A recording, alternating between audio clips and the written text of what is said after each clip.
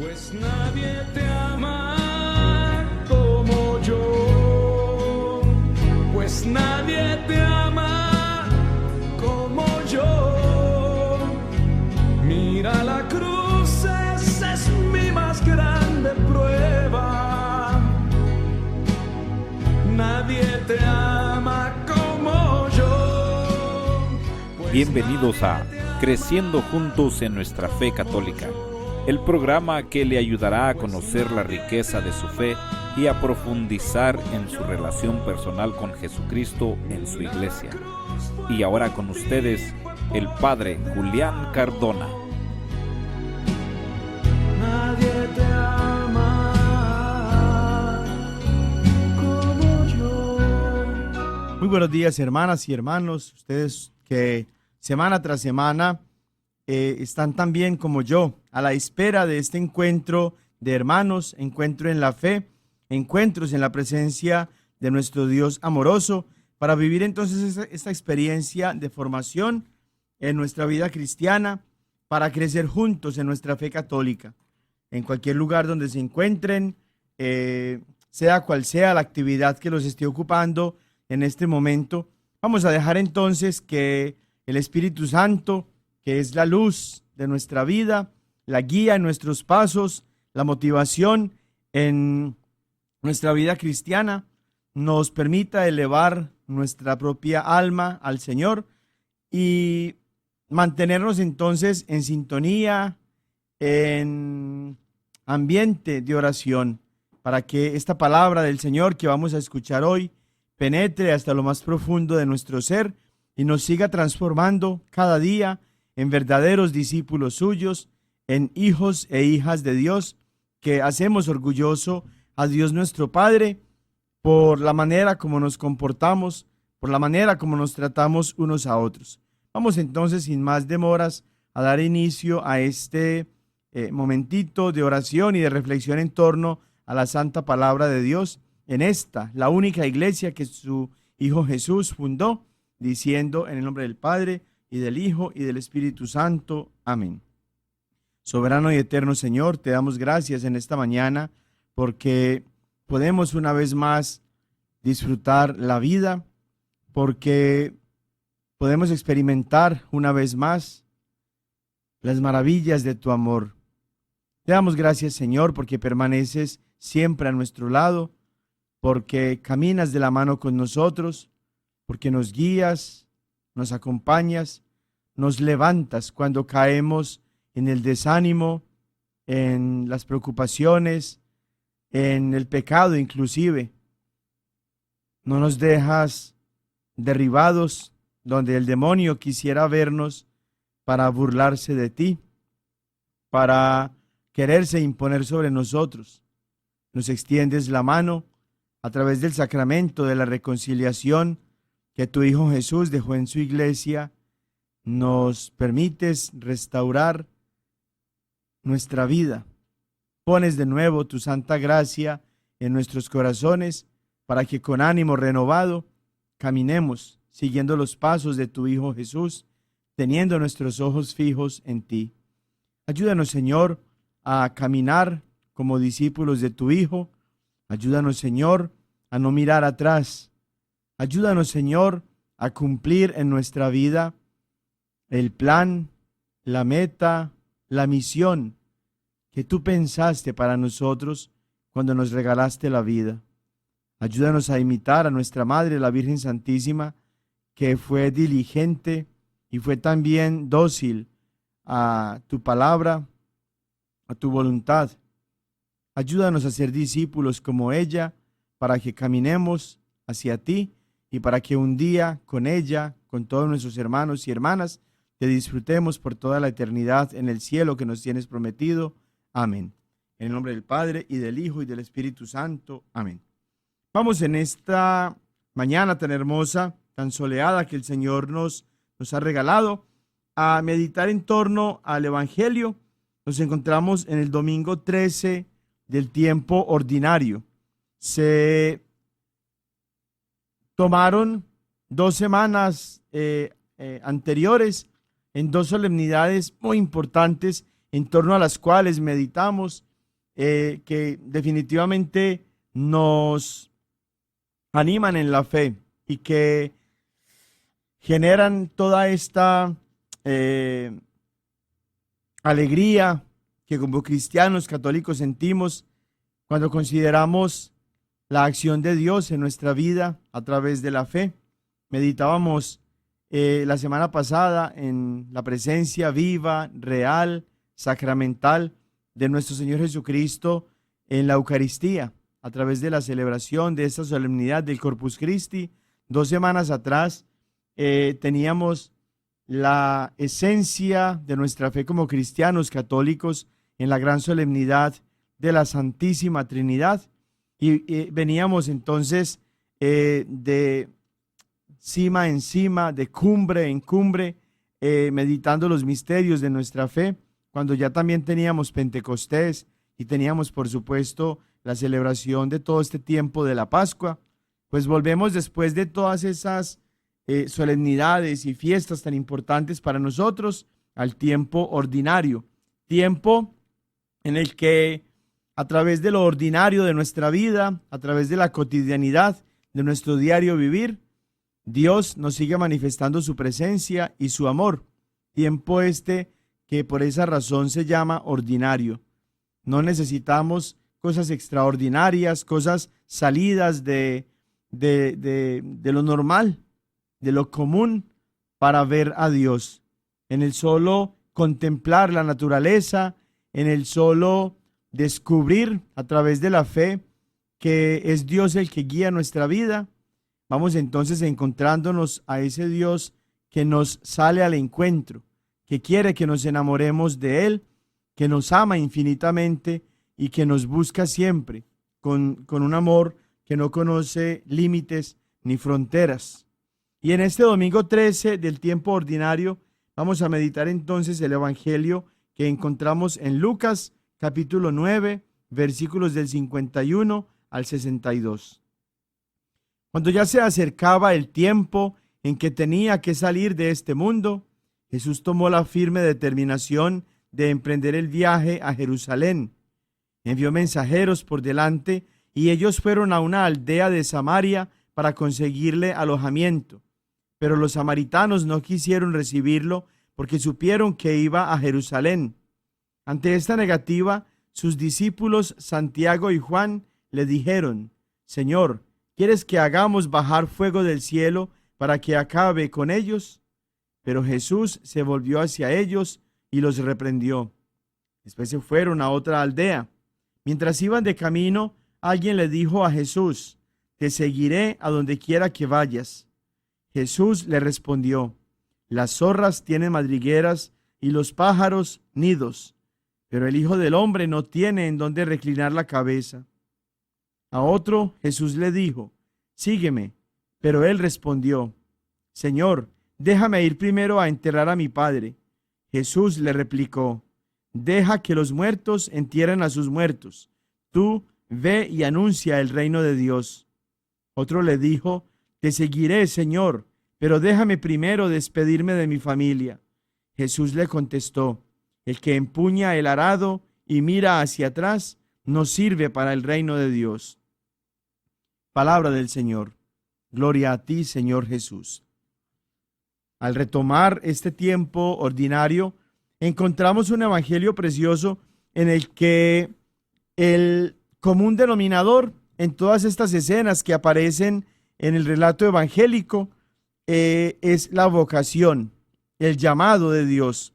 Y es que nosotros todos como hijos e hijas de Dios, al venir a este mundo, tenemos ya una misión, una tarea, una vocación, un llamado de Dios que se nos ha confiado y en torno al cual nosotros vivimos nuestra existencia, en torno al cual también nosotros le encontramos sentido a nuestra vida.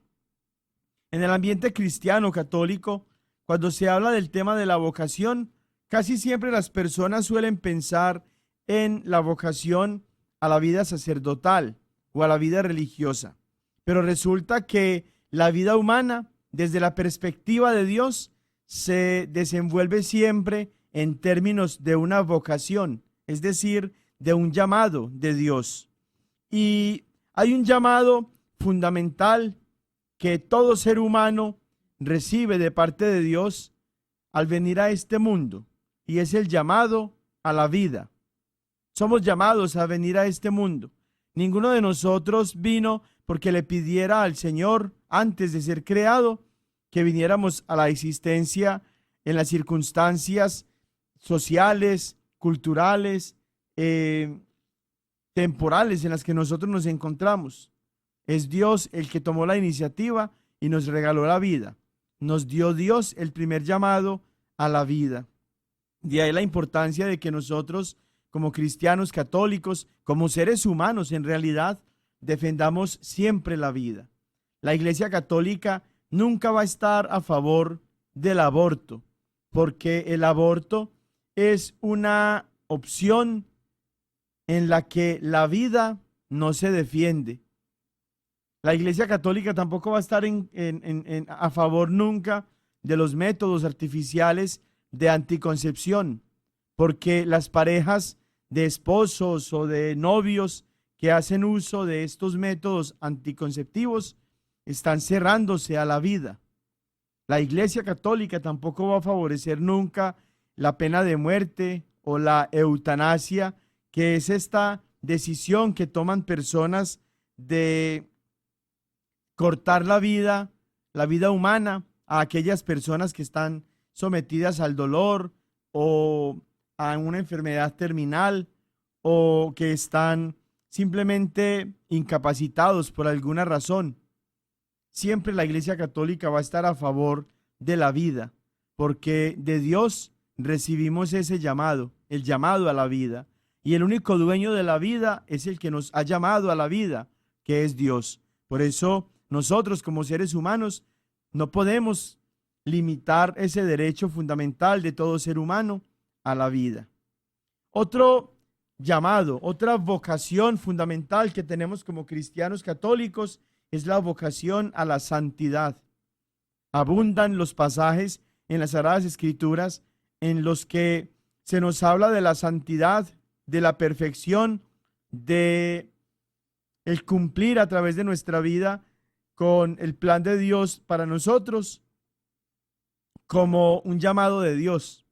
Sean santos como yo soy santo, encontramos en varios pasajes del Pentateuco. Ustedes sean perfectos como su Padre Celestial es perfecto, nos lo decía Jesús allá en el Evangelio según San Mateo. También San Pedro, nuestro primer Papa, nos recordaba que la santidad es un llamado fundamental para nosotros como cristianos católicos.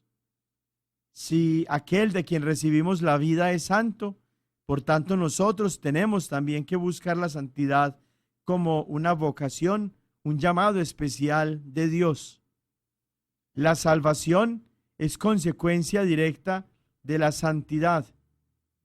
Compartimos la santidad de Dios de la misma manera que compartimos los atributos que Dios nos ha dado cuando nos creó a su imagen y semejanza. Pero además de estos dos llamados fundamentales a la vida y a la santidad, cada uno de nosotros, cada ser humano, cada hombre y mujer, cada niño y niña, cuando venimos a este mundo, venimos ya con una misión, con una tarea, con un llamado de Dios. Y vivimos plenamente nuestra vida en tanto que cumplamos ese propósito, ese plan para el cual Dios nos ha creado.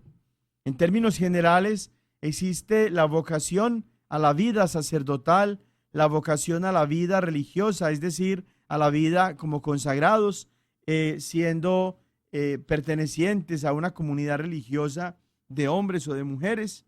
Hay también una vocación a la vida matrimonial. Y en medio de estas formas de vida, de estos estilos de vida, de estas opciones de vida que Dios mismo ha diseñado para nosotros, al cumplir la voluntad de Dios según nuestro estado de vida, vamos entonces santificándonos y vamos cumpliendo la misión para la cual Dios nos llamó. En medio entonces de nuestra vida cristiana reconocemos que la vida de cada uno de nosotros es muy importante y que Dios cuenta con cada uno de nosotros para que en el mundo, en la sociedad, en la iglesia, cumplamos entonces con el plan de Dios. Es muy hermoso descubrir que Dios, que es todopoderoso y que pudiera encontrar él mil formas para que su plan, su misión, su voluntad se cumpla en el mundo, no lo hace sin contar con nosotros. Es muy hermoso saber cómo ese Dios al que nosotros adoramos es tan humilde que cuenta contigo, cuenta conmigo, cuenta con nosotros, cuenta con el papá, la mamá en el hogar, cuenta con el esposo, con la esposa, cuenta con el sacerdote, con la religiosa, con el diácono, con el obispo, cuenta con el cristiano que está santificando su ambiente de trabajo, allá en la fábrica o en la oficina, cuenta con todos nosotros. De ahí entonces la importancia de que crezcamos cada uno de nosotros en la vocación que Dios nos ha dado, para la cual Dios nos ha llamado, y que así entonces santifiquemos nuestra vida y ayudemos en la santificación de los demás. Vamos a pedirle al Señor que nos conceda la gracia de seguir iluminando nuestra existencia con la luz de su Espíritu Santo, para que al descubrir nuestra vocación, trabajemos incansablemente e incesantemente en esa tarea, esa meta, esa misión que Dios nos ha confiado, para que al final recibamos la felicitación de aquel que nos dio muchos talentos y que nos confió también algo muy importante en nuestra propia vida, y que, como lo encontramos en el Evangelio, nos diga Jesús: buen siervo has sido, ven, pasa al banquete de tu Señor. Que la Santísima Virgen María, que comprendió plenamente también la vocación para la cual Dios la había llamado, nos ayude siempre a caminar en la fe y a caminar también en la generosidad y en la disponibilidad a la palabra de Dios para nosotros, para que seamos santos como nuestro buen Dios es santo. En el nombre del Padre, y del Hijo, y del Espíritu Santo. Amén. En esta catequesis de hoy vamos a retomar el tema que ya nos ocupara en unas catequesis anteriores, frente a esta idea común que los hermanitos protestantes tienen desde que Martín Lutero, el primer protestante que fundó su propia iglesia, y sus sucesores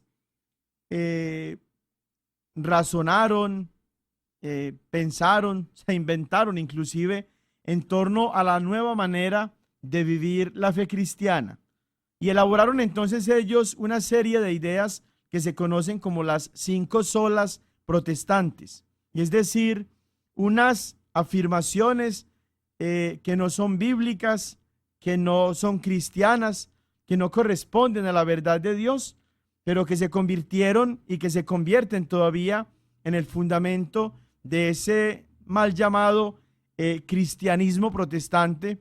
Y digo mal llamado porque en realidad ellos no son cristianos, son protestantes, pero no son cristianos, y que lamentablemente ha llevado a muchos a la perdición, cuando desde las Sagradas Escrituras solamente, y desde la mala voluntad que tienen ellos al malinterpretar los textos bíblicos, enseñan cosas pues que no son parte de la revelación de Dios y del plan de Dios para nosotros.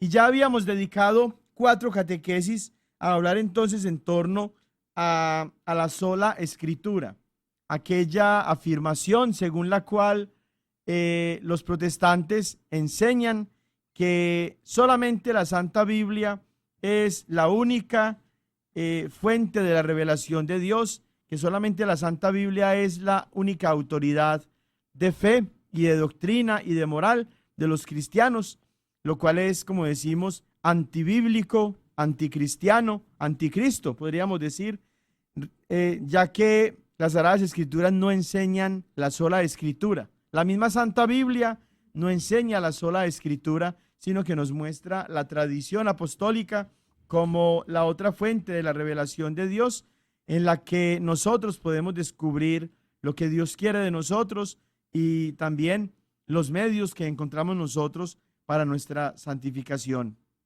La segunda de estas solas protestantes es a la que se le conoce entonces como la sola gracia. Esta segunda sola tiene que ver con la sola gracia, entendida esta como lo único que nosotros como cristianos necesitamos para la salvación. El origen de esta palabra, de la palabra gracia, significa regalo. De aquí parten los protestantes para afirmar que la salvación que nos es dada a través de la gracia de Dios es un regalo no merecido. Es más, regalo inmerecido.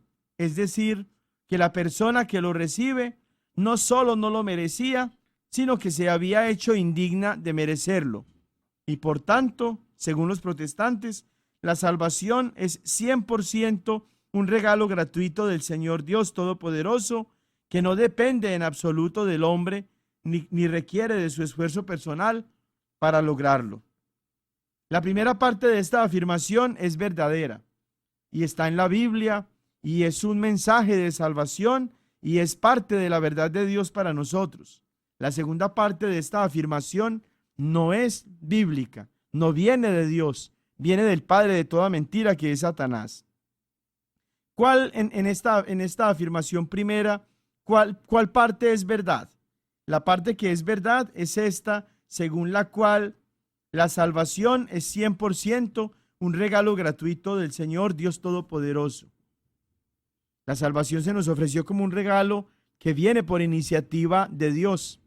Frente al pecado nuestro, frente a la infidelidad nuestra, frente a nuestro rechazo de Dios, el hecho de que Dios haya decidido salvarnos es un regalo totalmente suyo. Proviene de su amor, de su bondad, de su generosidad. Hasta ahí con los hermanitos protestantes, nosotros como cristianos católicos, como católicos verdaderos, como cristianos verdaderos también, estamos totalmente de acuerdo. Pero en lo que fallan los hermanos protestantes y en lo que distorsionan y cambian por entero el mensaje de Dios es en la otra parte de la afirmación, cuando dicen ellos que la salvación no depende en absoluto del hombre ni requiere de su esfuerzo personal para lograrlo. Esta afirmación no está en la Biblia, no es bíblico, no es cristiano, no viene de Dios, no es inspiración del Espíritu Santo el hecho de que nosotros no tengamos que hacer nada para salvarnos. Es decir, que ya nosotros, por el hecho de que Cristo murió en la cruz, ya somos automáticamente salvados. Eso no es cierto, eso no está en la Biblia, eso no lo reveló el Señor, eso no lo inspiró el Espíritu Santo. Los fundadores del protestantismo, Martín Lutero, Juan Calvino, Zwinglio, entre otros, emplearon esta doctrina para negar la enseñanza de la Iglesia Católica, que tiene su fundamento en la Santa Biblia, de que la salvación sí es un regalo gratuito e inmerecido de Dios, pero que el ser humano debe cooperar con la gracia de Dios con el fin de llevar a cabo su propia salvación. Martín Lutero y sus sucesores, al apartarse de la Iglesia Católica y apostatar así de la fe cristiana verdadera, tomaron fuera de contexto y malinterpretaron pasajes como Efesios capítulo 2, versículos del 8 al 9, Romanos 11, 6, para componer su falsa doctrina de la sola gracia. Veamos qué dicen estos dos pasajes, de Efesios 2, 8 al 9 y de Romanos 11, 6 y unos cuantos más, que los hermanitos protestantes desde Martín Lutero en adelante tomaron y han tomado y malinterpretaron y siguen malinterpretando para enseñar esa doctrina diabólica de la sola gracia, es decir, de que ya la salvación está garantizada para nosotros por el solo hecho de que Cristo vino y ofreció su vida por nosotros en la cruz, y que por tanto ya no hay nada que tú necesites hacer ni que yo necesite hacer para aceptar esa salvación de Dios para nosotros. Dice Efesios 2 del 8 al 9, pues habéis sido salvados por la gracia, mediante la fe. Y esto no viene de vosotros, sino que es un don de Dios. Tampoco viene de las obras, para que nadie se gloríe. Aquí San Pablo efectivamente está hablando de la salvación como un regalo que es una gracia especial de Dios a través de la fe. Y está mostrando San Pablo que la salvación no viene como parte de las obras o como resultado de las obras para que nadie se gloríe. Pero lo que no está diciendo San Pablo aquí es que la salvación que Cristo nos alcanzó es una salvación ya automática, garantizada para todos nosotros. Pero esa otra parte de la enseñanza es lo que Martín Lutero y su banda han venido enseñando, predicando por espacio ya de un poquito más de 500 años. Pero la verdad de Dios que se ha venido enseñando ya en la Santa Iglesia Católica por espacio de más de 2000 años, nos muestran que ese regalo de Dios que es la salvación proviene de la iniciativa de Dios, pero que nosotros necesitamos aceptar esa salvación y hacerla parte de nuestra vida todos los días a través de la conversión. Dice también Romanos capítulo 11, versículo 6. Y si es por gracia, ya no es por las obras. De otro modo, la gracia no sería gracia. Este es otro de los pasajes entonces que los protestantes suelen tomar para malinterpretarlo y hablar entonces de la no necesidad, según ellos, de las obras como respuesta a la salvación. Ellos piensan que ya no hay necesidad de obras, que la gracia de Dios que nos alcanzó la salvación es más que suficiente y que por esa gracia de Dios ya la salvación está garantizada para todos nosotros que automáticamente hemos quedado salvados. Pero este pasaje de Romanos 11, 6 tampoco afirma esa mentira, ese engaño. Sí habla de la salvación no como resultado de las obras nuestras, sino como resultado de la gracia de Dios, pero no dice que no tengamos nosotros que hacer algo para aceptar esa salvación. Esa otra parte de la afirmación, como decimos, la enseñaron los protestantes y la enseñan los protestantes, inspirados por el padre de toda mentira, que es Satanás. Hay también otros pasajes de las Escrituras, particularmente de pasajes de San Pablo, casi todos ellos, que los protestantes suelen tomar a la ligera y malinterpretarlos para seguir afirmando ellos que ya están salvos, siempre salvos, que ya están salvados, que no necesitan hacer nada para salvarse, porque ya automáticamente la salvación les fue otorgada como gracia de Dios a través de la crucifixión, a través de la muerte de Cristo en la cruz. Pasajes como Romanos 11, del 35 al 36. ¿Quién le dio a él primero para que le fuese recompensado? Porque de él y para él son todas las cosas. A él sea la gloria por los siglos. Amén. La interpretación de los protestantes a este pasaje es que de Dios procede todo y para él son todas las cosas y por tanto no son necesarias las obras para la salvación. Muy mal. Isaías capítulo 64, versículo 6.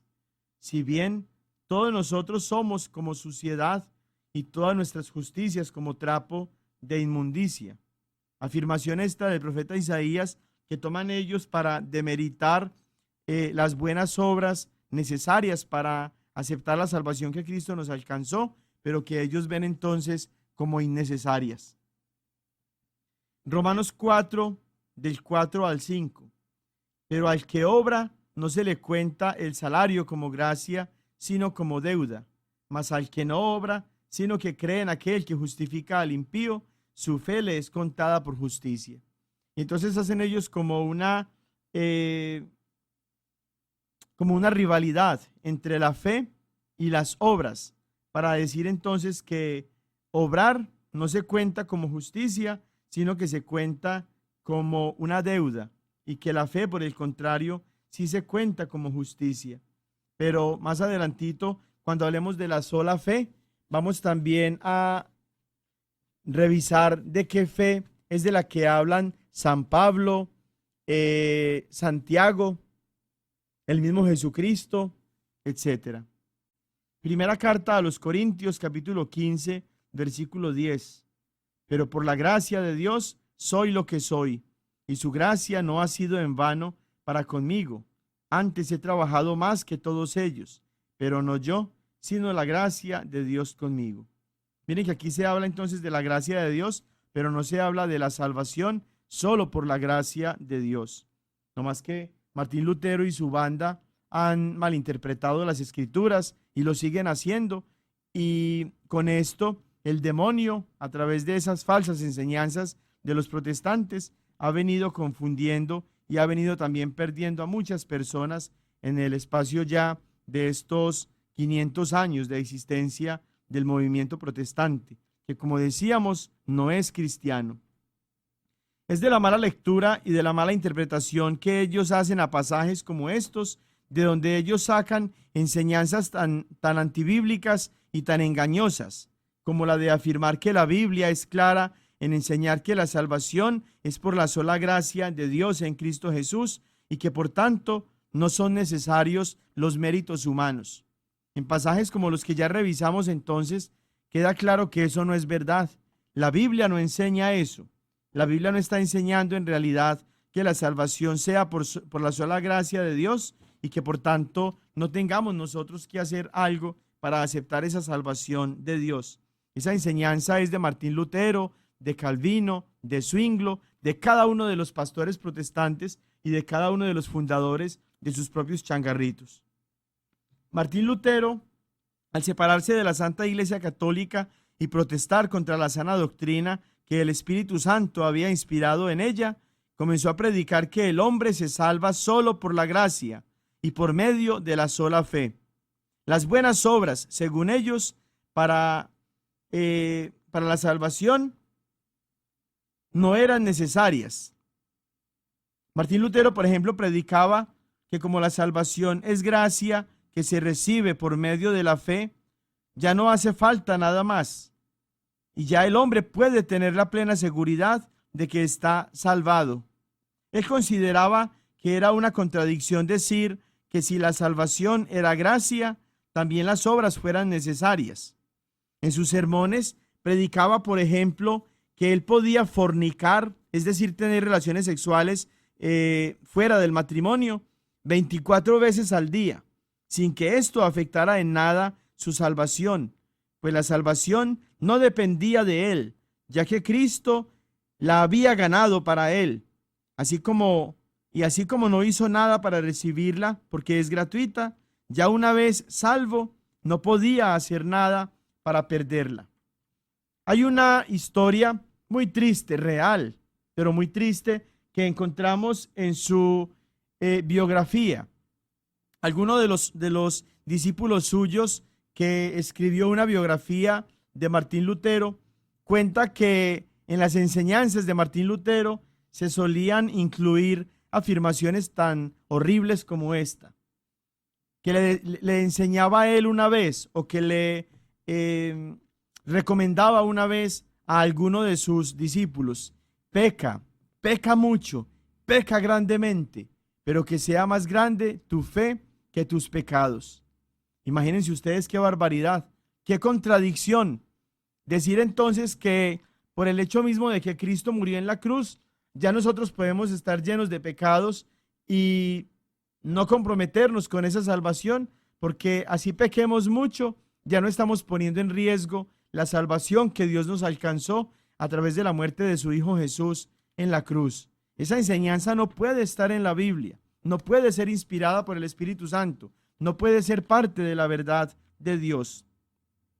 Después de Martín Lutero, todas las sectas protestantes hasta hoy han adoptado esta misma forma de entender la salvación y creen y afirman entonces que no importa cuántos pecados pueda cometer una persona, mientras tenga fe en Jesús, ya no se puede condenar, porque la salvación ha sido ya alcanzada por Cristo para todos, y esa salvación automática no se puede perder, según ellos, porque se alcanzó por los méritos de Cristo y el ser humano no necesita ya hacer nada para salvarse. Es por esta razón que todos los protestantes caen en el enorme error de afirmar con absoluta seguridad que ya están salvados o que ya son salvos. Pregúntenle ustedes o escuchen ustedes a cualquier protestante de esos changarritos que se autoproclaman iglesia cristiana o iglesia de Jesús, y se van a dar cuenta que todos ellos tienen en común el creer que ya están salvados, que ya automáticamente tienen una salvación que les alcanzó Jesús en la cruz y que ya esa salvación no se va a perder con nada. El único que se beneficia de una enseñanza tan antibíblica y tan anticristiana como esa es el demonio, que tiene agarrados ya las almas de estos pobres protestantes que se creen salvados y que no hacen nada para comprometerse en su vida de fe, en su vida cristiana, y que por tanto entonces se están perdiendo eternamente, y siguen ellos con el antídoto, con la anestesia absurda de considerar que ya están salvados, porque es lo que los protestantes, los pastores protestantes, les enseñan a ellos en estos changarritos en los que se comercia con la fe. Concluyen los protestantes que Cristo prometió que el cielo es de ellos, a cambio simplemente de un acto muy pequeño. Todo lo que deben hacer es aceptar a Cristo como su Salvador personal y asunto acabado. Ya se salvaron simplemente con el solo hecho de creer en su corazón que Cristo es Señor y de profesar con sus labios que Dios lo resucitó de entre los muertos. Qué cosa tan absurda. Lo que le costó a Cristo alcanzarnos de la salvación, y creen ellos que así de fácil la tienen ellos, que no tienen que hacer nada más para corresponder a ese acto maravilloso del amor de Dios que nos reconcilió consigo a través de la muerte de su Hijo Jesús. Según eso, entonces, es más fácil ganarnos el cielo que ganarnos la lotería. Es más fácil entonces ser salvados que recibir un diploma de una universidad, por ejemplo. Es más fácil entonces alcanzar la salvación que criar a nuestros hijos, que sacar adelante nuestra familia, que aprender un arte o que llegar a ser profesionales o expertos en la tarea que nosotros estamos realizando en nuestro lugar de labor en la que nos desempeñamos. Qué cosa tan absurda. Pero los protestantes están convencidos de eso. Frente a esta enseñanza tan antibíblica, tan anticristiana de los hermanos protestantes, ¿qué nos dice Jesús en realidad? Y por tanto, ¿qué nos enseña la Biblia?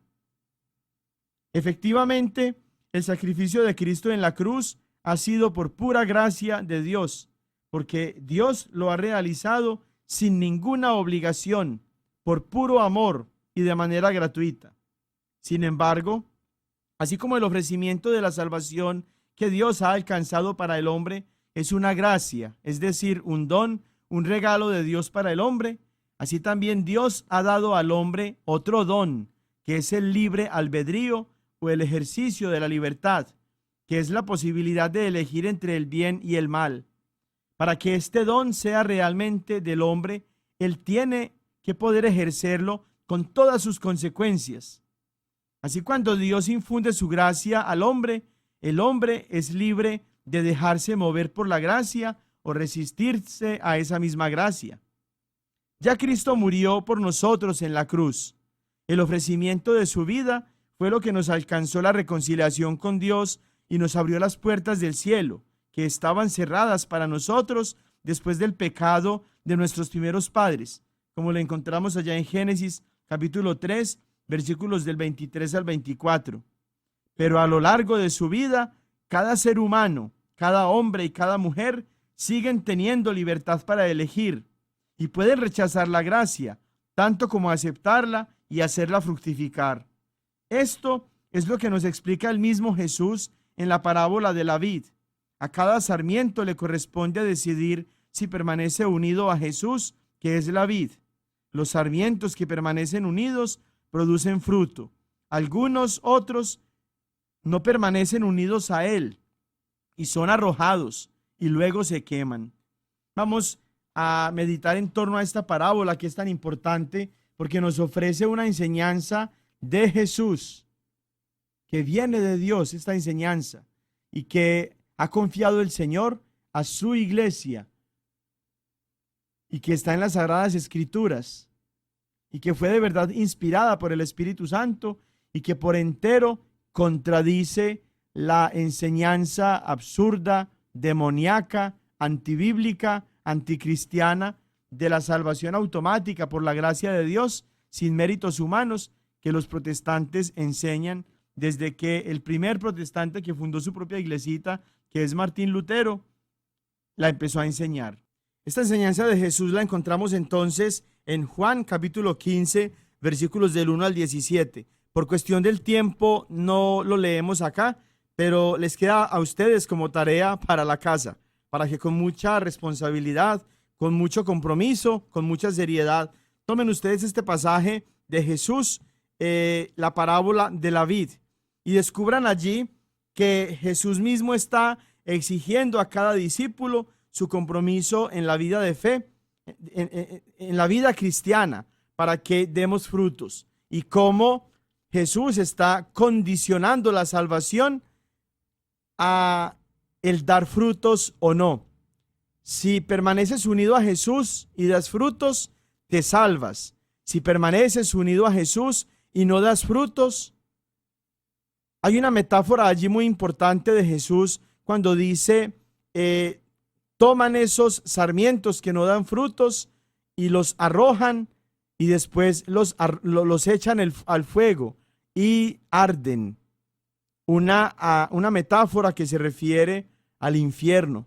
De tal manera entonces, hermanos y hermanas, que no es cierto la salvación automática por la sola gracia de Dios, como la enseñan los hermanos protestantes.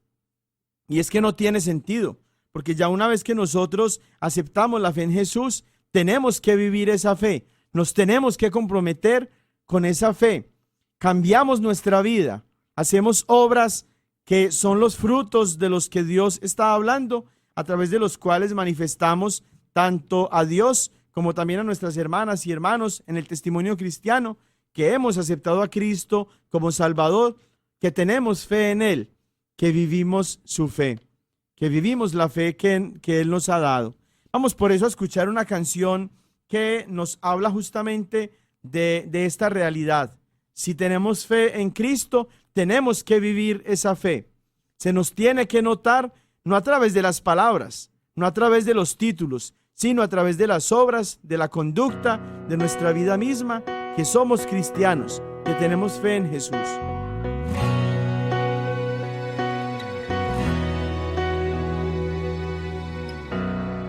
No es autosugestión, ni un lavado de cerebro. Desde pequeño te siento, Señor. Tampoco es una leyenda, no, menos algo intelectual. Solo tienes que mirar alrededor. Si tu vida ha sido de gran bendición,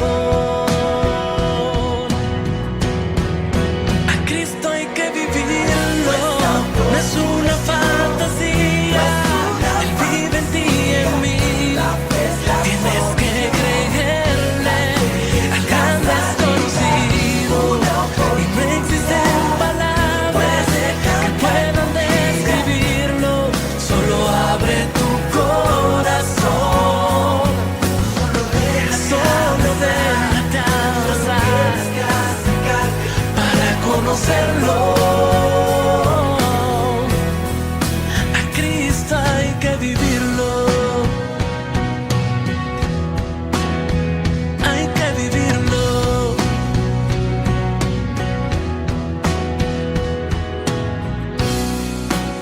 Es una leyenda, no, menos algo intelectual.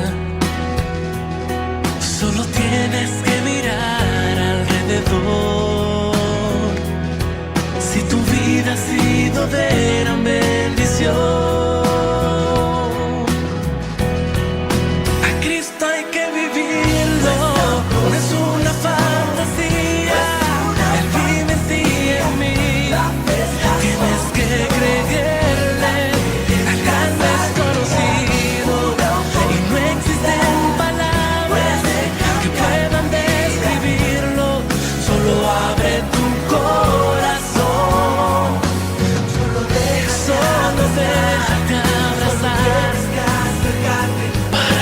conocerlo. A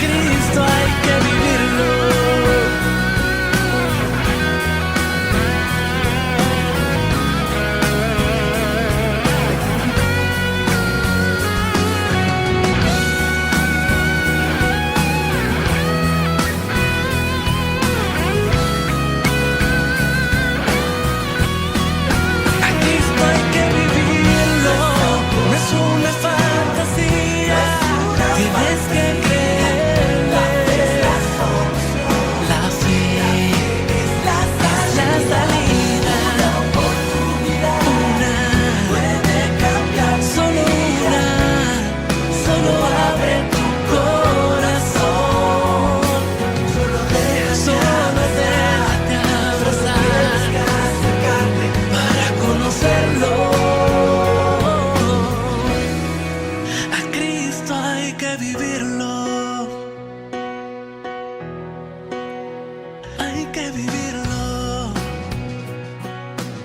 Siguiendo entonces con este tema, digamos lo siguiente. Teniendo en cuenta que la colaboración del hombre con la gracia es entonces indispensable, es un error decir que la salvación es automática y que no exige la respuesta humana a través de las obras.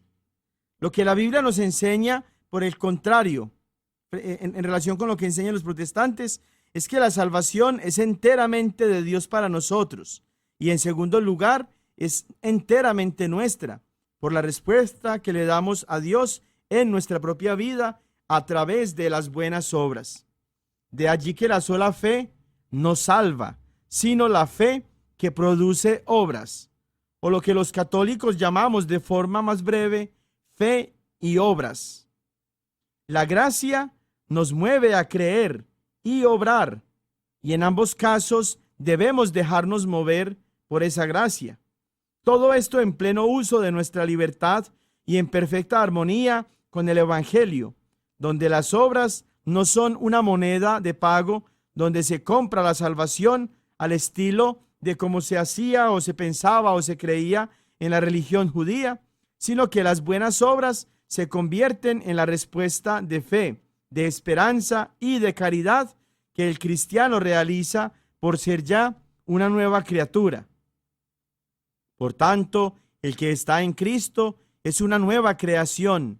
Pasó lo viejo, todo es nuevo. Lo encontramos en 2 Corintios capítulo 5, versículo 17. El mismo San Pablo, que escribió los pasajes de Efesios 2, del 8 al 9, y Romanos 11, 6, que los protestantes malinterpretan para convencerse y convencer a otros de que no se requieren las buenas obras para la salvación, sino solo la gracia de Dios, escribió también lo siguiente: porque en Cristo Jesús ni la circuncisión ni la incircuncisión tienen valor, sino solamente la fe, pero ojo, que actúa por la caridad. Una vez más, porque en Cristo Jesús ni la circuncisión ni la incircuncisión tienen valor. Ojo a esto, sino solamente la fe que actúa por la caridad. Aquí San Pablo no se está cerrando solamente a afirmar que sea la fe en Jesús y ya. Está enseñando el mismo San Pablo, que escribió Efesios 2, 8 al 9 y Romanos 11, 6, que esa fe a la que él se refiere es la fe que actúa por la caridad. Y la caridad se manifiesta, se ejerce a través de las obras, no de las palabras. Ustedes encuentran ese pasaje que acabamos de leer en Gálatas capítulo 5, versículo 6. Gálatas 5, 6. Sí es la fe, por supuesto, pero es la fe, como dice San Pablo, que actúa por la caridad, es decir, que tiene obras de caridad. Ningún pastor protestante, mentiroso, sinvergüenza, que está nada más interesado en el diezmo, enseña esto. Enseñan solamente que la fe es suficiente, que la gracia de Dios es suficiente para la salvación, y ponen entonces a todos estos pobres seguidores a que se condenen eternamente. La fe no nos ofrece una salvación automática, la cual se mantiene asegurada para nosotros sin importar cuántos pecados cometamos o cuántas obras buenas dejemos de hacer con el pretexto de que ya Cristo nos alcanzó la salvación de una vez para siempre y que ya nada depende de nosotros.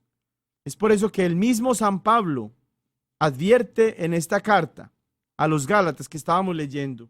Miren cómo dice San Pablo: porque, hermanos, habéis sido llamados a la libertad. Si recuerdan que habíamos mencionado ahorita que junto con la gracia de la salvación tenemos también otra gracia u otro don, que es el don de la libertad. Pues aquí San Pablo lo está tomando cuando dice: porque, hermanos, habéis sido llamados a la libertad. En otras palabras es: hermanos, a ustedes se les dio la libertad. Solo que no tomen esa libertad como un pretexto para las obras de la carne. Antes, al contrario, sírvanse por amor los unos a los otros, pues toda la ley alcanza su plenitud en este solo precepto: amarás a tu prójimo como a ti mismo. Pero si se muerden y se devoran mutuamente, miren, no vayan mutuamente a destruirse. Por mi parte les digo, si viven según el Espíritu, no den satisfacción a las apetencias de la carne, pues la carne tiene apetencias contrarias al Espíritu, y el Espíritu tiene apetencias contrarias a la carne, como que son entre sí antagónicos, de forma que no hacen lo que quieren. Pero si son conducidos por el Espíritu Santo, no están bajo la ley.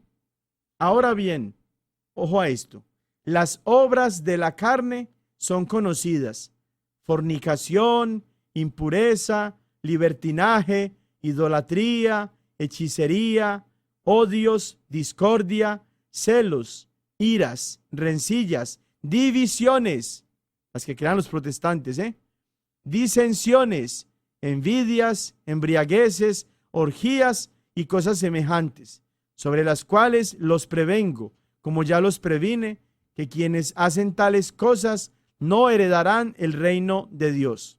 Aquí San Pablo, en esta carta a los Gálatas que estamos leyendo, allá en el capítulo 5, en esta ocasión, versículos del 13 al 25, está hablando de obras de la carne, es decir, la motivación mundana, pecaminosa de quienes viven según el mundo, según la carne, y por eso cometen todas estas cosas de las que está hablando San Pablo.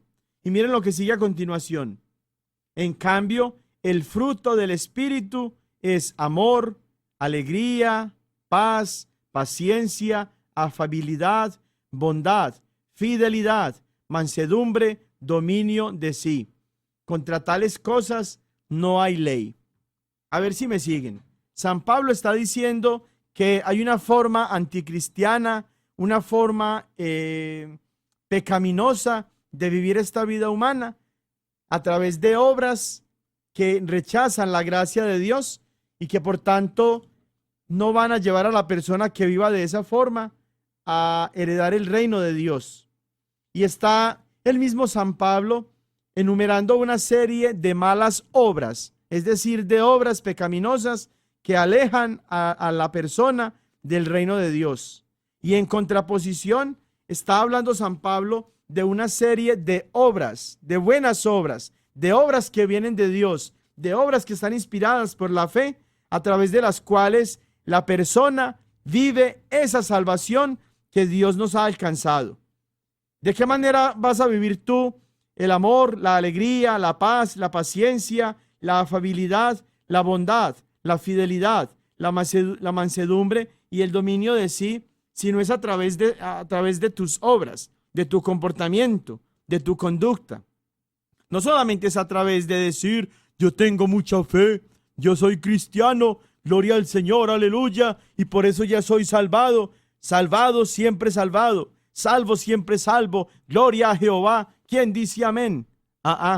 San Pablo mismo está hablando de unas obras que son inspiradas por el Espíritu a través de la fe y que nos llevan a comprometernos con nuestra vida cristiana y a dar respuesta a esa invitación que Dios nos da, que es la salvación.